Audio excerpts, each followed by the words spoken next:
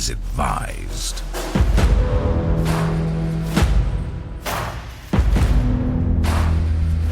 This is 10-Minute Murder.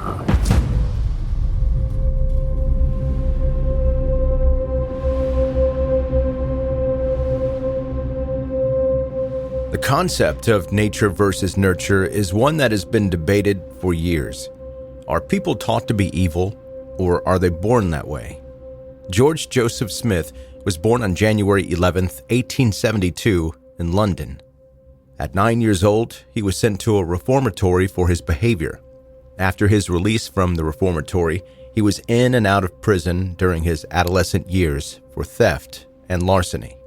In 1898, Smith married Catherine Thornhill, and his marriage to Catherine was his only legal marriage, despite the fact that he would go on to marry many, many more women. Smith talked Catherine into working as a maid for wealthy families and stealing just enough so that her employers wouldn't notice anything was missing. They managed to make their scheme work for a few months before she was caught. She served 12 months for her crimes, but didn't take the fall alone. She turned in her husband as her accomplice and the mastermind. He spent 2 years in prison and was released in 1901. After Catherine was released, she moved to Canada. However, there was a stint of time between when Catherine was arrested and Smith was imprisoned. During that time, Smith met a new woman. In 1899, he used a fake name and married a woman that he met in London, although her name is not on the records. Even though he spent 2 years in prison, that wife waited for him to be released. Upon his release, he returned to her. Unfortunately, he only went back long enough to clear out her bank accounts and then disappeared from her life. The next phase of his criminal career started. In June of 1908, Smith married a wealthy widow named Florence Wilson under another alias. After gaining Florence's trust, he cleared out her savings and disappeared. By July of 1908, he had already found his next bride. He married Edith Pegler and actually used his real name this time. Although he seemed to be happy with Edith, Smith relied on the system that he'd created for income. So in October of 1909, using the name George Rose, he married Sarah Freeman. 6 days after getting married, he stole all of Sarah's money and returned to Edith. Smith took another trip without Edith in August of 1910, and he used the name Henry Williams to marry Beatrice, or Bessie, Mundy. Bessie had a rather large trust, but she couldn't access it. Smith took what he could from her bank accounts and returned, once again, to Edith. Together, they bought an antique business. Not only did it provide some legal income, but it gave Smith a legitimate explanation for his frequent trips. He would tell Edith that he needed to travel around the world to make business deals with other antique dealers. George Joseph Smith must have been a pretty smooth talker, because he convinced Bessie to take him back in May of 1912. And not only did she take him back, but she had created a will making him the sole beneficiary. She was worth, in today's dollars, about $180,000. She created that will on July 8th. Smith bought a bathtub for their place on July 9th and had it installed. Then on July 13th, Bessie died while taking a bath in that bathtub. Quick to recover from the loss of that wife, Smith married Alice Burnham in 1913. Maybe receiving the money from the will after Bessie's death made him realize that there was a faster way to make a lot more money. Shortly after his marriage to Alice, he took out a life insurance policy on her. 2 months after the policy was signed, Alice died while taking a bath. Smith cashed in on the policy, which was the equivalent of $45,000 today. Not one to be alone for very long, Smith used the name John Lloyd and married Margaret Elizabeth Lofty in 1914. They looked at a couple of places and then they found one that they wanted to rent. Smith took out a life insurance policy on Margaret for what would today be $63,000. 2 weeks later, she died while taking a bath. A paper named News of the World picked up on the story of Margaret Lofty and ran a report about the woman that died mysteriously in her tub. Soon after, Inspector Arthur Neal of the Scotland Yard found a letter on the desk of Joseph Crossley, and Crossley was a landlord from Blackpool. His letter contained 2 clippings. One was an article from the News of the World about Margaret's death. The other was a coroner's inquest into the death of Alice Burnham. Crossley owned the house where Alice died.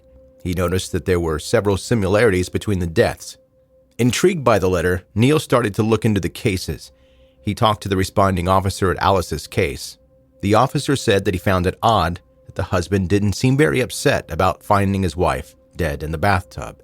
He also said that the tub was pretty small for a woman to accidentally drown in it. He talked to Crossley, who said that not only did Smith not seem upset, he said, quote, "When they are dead, as if it was just a matter of fact. Even though Smith had received money after Alice's death, he spent as little on the burial as he possibly could, placing her in a common grave." Neil also looked into Margaret Lofty's case. She had married John Lloyd the day before she died. He had talked to several of the local landlords and found out the soon-to-be husband, at that time, was only interested in apartments that had bathtubs. John Lloyd had also complained about the cost of Margaret's burial and went with the cheapest options available.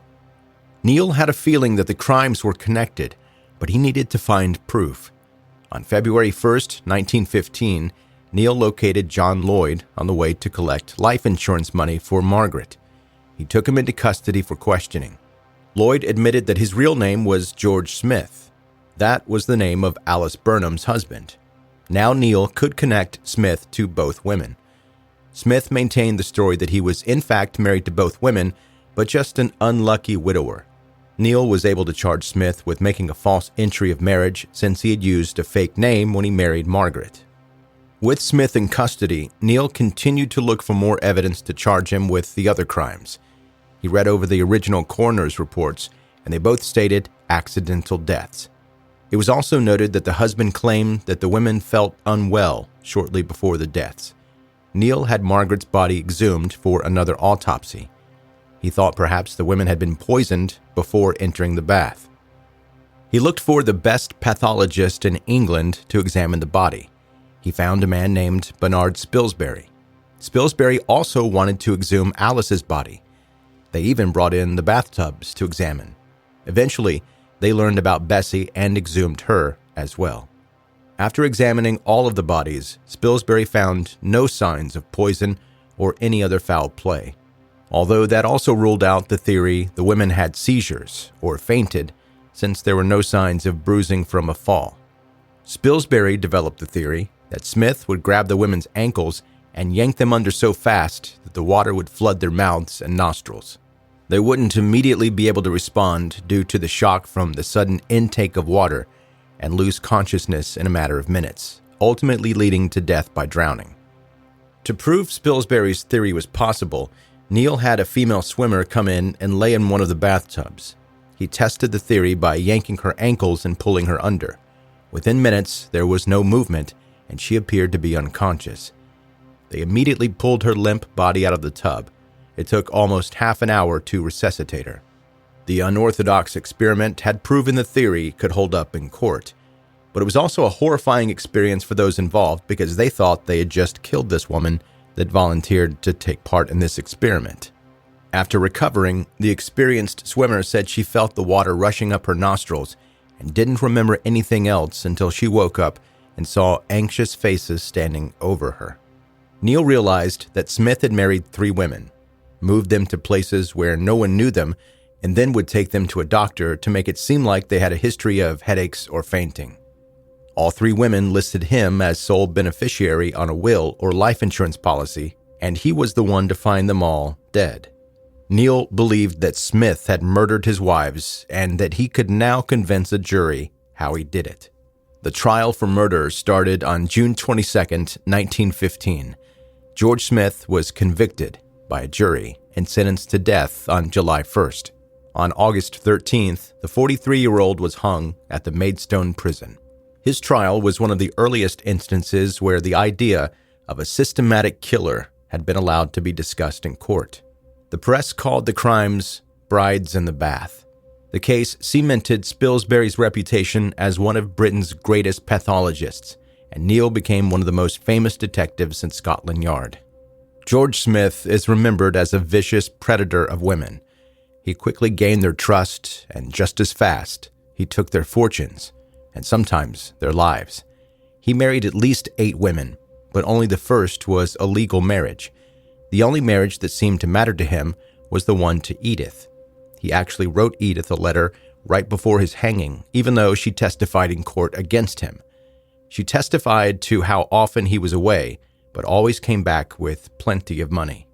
Maybe George Smith actually cared for Edith in some twisted way. She said he once told her to be very careful while taking a bath. Women often lost their lives from fainting while in the bathtub.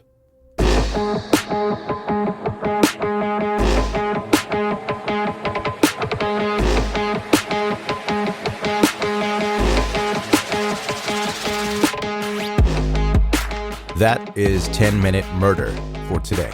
Brief and bingeable true crime. My name is Joe, I'm the host, and thank you so much for listening. If you're new, welcome. Make sure you subscribe before you go, and also connect with 10-Minute Murder on social media. Facebook, Instagram, TikTok, Twitter. I say Twitter. It's not called Twitter now. Whatever it's called, you can follow there if you want, but I don't really do anything active over there. It's just stuff that gets pushed from the other social media accounts. So if you're trying to reach me and you're trying to do it through Twitter, I got bad news for you. I'm not seeing that. The main ones to follow are Facebook, Instagram, and TikTok. And speaking of TikTok, that's where the place where you can watch my newest favorite thing on the internet. Videos of people going to these restaurants where the whole concept is to be rude to the customers, like they roast the heck out of you. Dick's Last Resort is one of them, and then there's another one named Karen's Diner. And I've been to Dick's Last Resort once, and it was something. Listen, these people that walk in expecting Applebee's or Chili's or whatever, and they are immediately roasted. I can't get enough of it. It's so funny to me, especially if it's like an older lady, and usually without fail, her mouth will just drop open. She cannot believe that she's being talked to in the way that she's being talked to. And they get like straws thrown at them or paper towels. It is the funniest thing to me. I can't get enough of it. And if you're thinking right now, it might be kind of funny to take Meemaw to the Dick's Last Resort without her knowing what it is and record the react. Yes, do that. Please do that. There aren't enough of them on the internet. I need to see more. I think I've watched every one that exists. So please, we need more of those videos. All right, that's going to do it. That is your episode for today. Thank you so much for listening to 10-Minute Murder.